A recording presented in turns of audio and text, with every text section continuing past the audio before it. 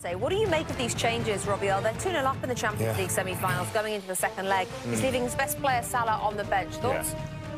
Some would say it's a gamble. Others might say good management. I'll go with the latter, good management. I think when you're going for the quadruple, Rebecca, you've got to manage minutes and understand that it's not just your best 11.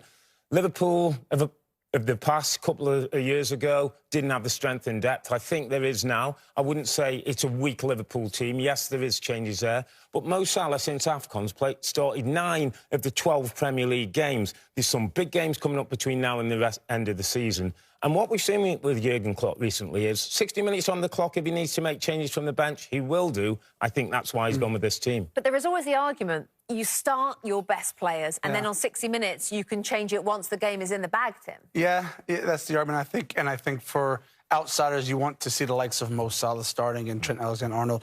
But he and his staff will be up nights trying to figure out how to manage this team for today, but also 5 games down the line. There's a lot of miles on these legs now, and I look at, you know, if you want to win things, you want to win a Premier League trophy, you want to win the quadruple, you have to figure out a way to balance your squad, to manage minutes. And yes, it's not always going to look like you said, it's not their best team, but they made changes.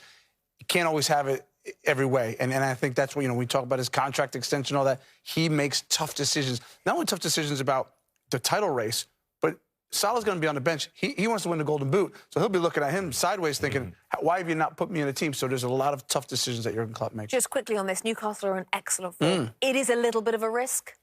I certainly think for the first 30 minutes of the game, yeah, it is a little bit of a risk because he has made changes late on in the game that have worked. And so with having played midweek, it might be a little bit of a slow start for them. But yes, it could be a risk first 30 minutes. How do you look at the significance of the contract extension? Well, timing. I think the timing, look, it calms everything at the club. For me, calms everything at the football club. I think it helps with Mo Salah's contract negotiations. I think it helps with this quest for the quadruple. It just gives everybody a moment of pause to say the leader, the guy we respect, is in charge, and he will be for the foreseeable future. Rob? Huge news. More important signing for the football club than Mo Salah right now, this guy, through the door. The moment he walked in the building, things changed at this football club. And Liverpool fans of the past have talked about the 70s and 80s and success domestically and in Europe. This guy has gone into the football club and changed that focus. Now we can talk about the current day, that they've won titles, they've won Champions League, and they are going to go on. And I always think that the great managers that we've had in the Premier League almost represent their football clubs. Sir Alex Ferguson was Manchester United. Arsene Wenger was Arsenal. Jurgen Klopp is Liverpool Football Club, and they've now got him for a long period with a future that looks very rosy. Do you think it actually gives them an even bigger boost for today's game? Absolutely. There's only good news, only good things coming out of Liverpool. And by the way, if you're Mo Salah, why are you not going to sign at this football club? Where are you going to go and it's going to be better?